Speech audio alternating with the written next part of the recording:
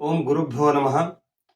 ಒಂದು ಕಡೆ ಒಬ್ಬ ಗೃಹಸ್ಥ ಒಂದು ಕಡೆ ಪುರಾಣದಲ್ಲಿ ಒಬ್ಬ ಮಹಾತ್ಮರಿಂದ ಒಂದು ಮಾತನ್ನ ಕೇಳ್ತಾನೆ. ಏನು ಕೇಳ್ತಾನೆ ಅಂದ್ರೆ, ರಾಮ ರಾಜ್ಯದಲ್ಲಿ ಜನರೆಲ್ಲ ಗಿಡ ಮರಗಳನ್ನ ತಮ್ಮ ಮಕ್ಕಳಂತೆ ಜೋಪಾನ ಮಾಡ್ತಿದ್ರು. ಗಿಡ ಮರಗಳನ್ನ ನೆಟ್ಟು ಅವುಗಳನ್ನ ಜೋಪಾನ ಮಾಡುವುದು ನಮ್ಮೆಲ್ಲರ ಅಥವಾ ಮನುಷ್ಯನ ಕರ್ತವ್ಯವಾಗಿದೆ ಅನ್ನುವಂತಹ ಒಂದು ಮಾತನ್ನ ಕೇಳ್ತಾನೆ ಮಹಾತ್ಮರಿಂದ. ಮಹಾತ್ಮರ ಮಾತಿನಿಂದ ಪ್ರಭಾವಿತನಾದ ಆತ ತಾನೂ ಕೂಡ ಗಿಡವನ್ನ ಹಚ್ಚಿ ಗಿಡವನ್ನ ನೆಟ್ಟು ಅದರ ಜೋಪಾನ ಮಾಡಬೇಕು ಅನ್ನುವಂತ ನಿರ್ಧಾರ ಮಾಡಿ ಕೆಲವೊಂದು ಸಸಿಗಳನ್ನ ನೆಟ್ಟು ಅವುಗಳ ಜೋಪಾನ ಮಾಡೋಕೆ ಆರಂಭ ಮಾಡ್ತಾನೆ.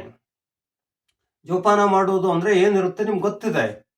ಅಕ್ಕಪಕ್ಕ ಇರುವಂತಹ ಹುಲ್ಲನ್ನ ಕಿತ್ತು ಹಾಕುವುದು, ಅದಕ್ಕೆ ಸಮಯಕ್ಕೆ ಸರಿಯಾಗಿ ನೀರು ಗೊಬ್ಬರ ಹಾಕುವುದು ಮತ್ತು ಸಂರಕ್ಷಣೆಗಾಗಿ ಬೇಲಿ ಹಾಕುವುದು. ಈ ಎಲ್ಲ ಕೆಲಸವನ್ನ ಆತ ನಿಯಮಿತವಾಗಿ ಮಾಡ್ತಾ ಇರ್ತಾನೆ.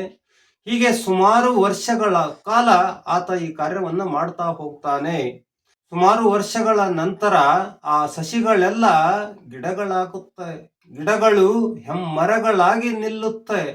ಆದ್ರೂ ಕೂಡ ಆತನ ಕಾಯಕ ಮಾತ್ರ ನಿಂತಿರಲ್ಲ. ಯಾವ ಕಾಯಕ? ಹೆಮ್ಮರವಾಗಿ ನಿಂತರೂ ಕೂಡ ಅವುಗಳಿಗೆ ದಿನಾಲೂ ಒಂದು ತಂಬಿಗೆಯಾದ್ರೂ ನೀರು ಹಾಕುವುದು, ಅದರ ಸುತ್ತು ಬೇಲಿ ಇಟ್ಟದ್ದೇ, ಆಮೇಲೆ ಅದರ ಕೆಳಗಿರುವಂತಹ ಹುಲ್ಲನ್ನ ಅಥವಾ ಕಳೆಯನ್ನ ಕಿತ್ತು ಹಾಕುವಂತಹ ಕೆಲಸ ಮಾತ್ರ ಆತ ತಪ್ಪದೆ ಮಾಡ್ತಿರ್ತಾನೆ. ಅದನ್ನ ನೋಡಿದ ಜನ ಎಲ್ಲ ನಗೋಕ್ ಶುರು ಮಾಡುತ್ತೆ. ನಗದೆ ಇನ್ನೇನು ಮಾಡುತ್ತೆ ಹೇಳಿ? ನಗೋಕ್ ಶುರು ಮಾಡುತ್ತೆ. ಈತ ಒಂದಿನ ಕೆಲಸ ಮಾಡ್ತಿರ್ಬೇಕಾದ್ರೆ ಒಬ್ಬ ವ್ಯಕ್ತಿ ಬಂದು ಅವನಿಗೆ ಕೇಳ್ತಾನೆ, ಏನ್ ಮಾಡ್ತಿದ್ದೀಯ ನೀನು ಅಂತ. ಆಗ ಅವನು ಹೇಳ್ತಾನೆ, ಗಿಡಗಳನ್ನ ಹಚ್ಚಿ ಅವುಗಳನ್ನ ಜೋಪಾನ ಮಾಡೋದು ನಮ್ಮ ಕರ್ತವ್ಯ ಅಂತ ಆತ ಹೇಳ್ತಾನೆ. ಕರ್ತವ್ಯ ಇದೆ, ಇದು ನನಗೂ ಗೊತ್ತಿದೆ.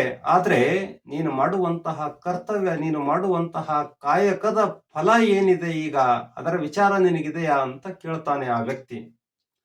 ಯಾಕಿಲ್ಲ ಅಂತ ಕೇಳಿದಾಗ, ಸಸಿಗಳನ್ನ ನೆಟ್ಟು ಜೋಪಾನ ಮಾಡುವುದು ನಮ್ಮ ಕರ್ತವ್ಯ ಇದೆ ನಿಜ.